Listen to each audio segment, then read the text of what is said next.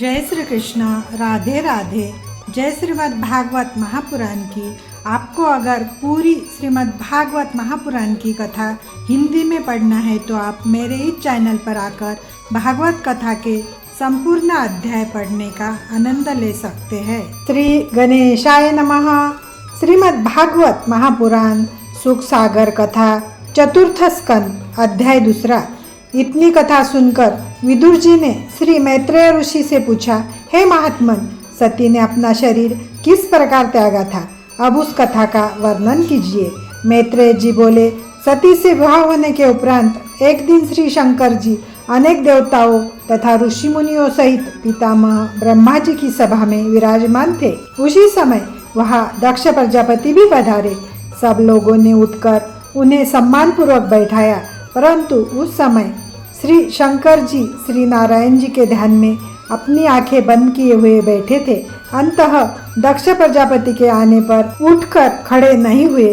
उसी ध्यानावस्था में संलग्न रहने के कारण उन्होंने दक्ष प्रजापति को दंडवत प्रणाम भी नहीं किया।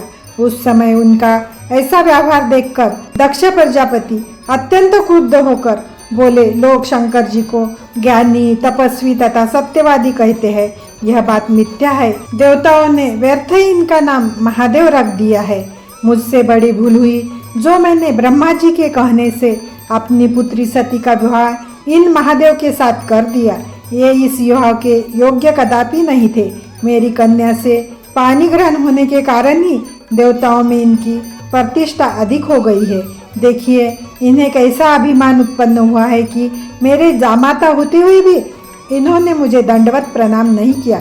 मैंने अपनी परम सुंदरी मृगलोचनी पुत्री सती का विवाह इन स्मशानवासी भूतराज महादेव के साथ करके निश्चय ही बड़ी भूल की है। यह कार्य उसी प्रकार हुआ जैसे कोई मनुष्य किसी शूद्र को वेद पढ़ावे। इस प्रकार अनेक दुर्वचन कहने के पश्चात दक्ष प्रजापति ने उसी सभा में खड़े होकर ब्रह्मादिक देवताओं तथा ऋषि मुनियों के समक्ष श्री शंकर जी को यह शाप दिया कि आज से किसी भी यज्ञ में शिव जी को भाग न दिया जाएगा। दक्ष प्रजापति द्वारा दिए गए इस शाप को सुनकर श्री महादेव जी ने कुछ उत्तर नहीं दिया। वे पूर्ववत श्री नारायण जी के ध्यान में बैठे रहे। तदुपरांत जब दक्ष प्रजापति ऐसा शाप देकर अपने घर को वापिस चले गए, उस समय नंदीगण ने अपने मन में विचार किया कि मेरे भोले भाले स्वामी को इस ब्राह्मण ने व्यर्थ ही इतना भीषण शाप दिया है, अंत अब मैं भी इसे शाप अवश्य दूंगा।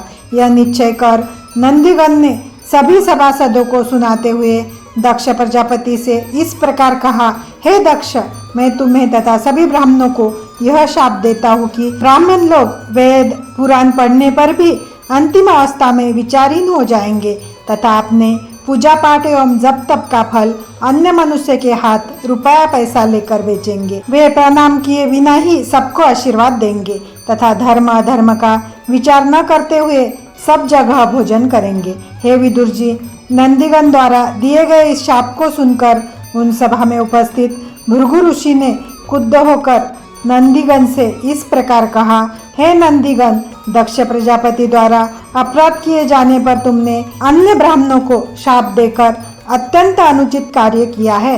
अंततः मैं भी शंकर जी के भक्तों को यह शाप देता हूँ कि वे लोग परलोक का भय त्याग कर मद्यपान करेंगे तथा अपने शरीर पर भस्म मलेंगे। वे अपने कानों में बड़े बड़े छेद कराएंगे तथा शंकर जी के समान ही भस्म लगाकर योगी वेश बनाकर रहेंगे और अघोरी कहलाएंगे। इस प्रकार जब शाप दिए जा चुके तब दक्ष प्रजापति तो अपने स्थान को चले गए तथा शिवजी भी नंदी बेल पर बैठकर कैलाश को चले गए और वही समाधि लगाकर श्री नारायण जी का ध्यान करने लगे। उस सभा में जो अन्य देवता तथा ऋषि मुनि उपस्थित थे, वे सब भी इस वृत्तांत को देखकर दुखी हो अपने अपने स्थान को लौट गए। उधर दक्ष प्रजापति ने अपने घर पहुंचकर मन में यह विचार किया कि मैंने देवताओं तथा ब्राह्मणों की सभा में ऐसा शाप दिया है कि महादेव को यज्ञ का भाग न दिया जाए। अंततः इस बात का सूत्रपात सर्वप्रथम मुझे अपने घर से आरंभ करना चाहिए।